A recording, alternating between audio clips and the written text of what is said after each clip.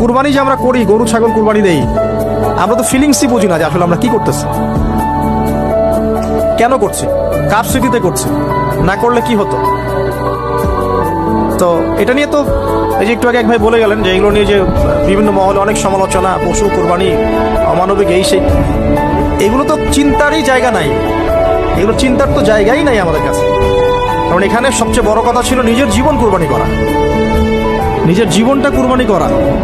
নিজের জীবন না আছে, আল্লাহ আমার কাছে একটা খাসি চেয়েছেন, একটা গরু চেয়েছেন, একটা বাহিমাতুল আনআম চেয়েছেন।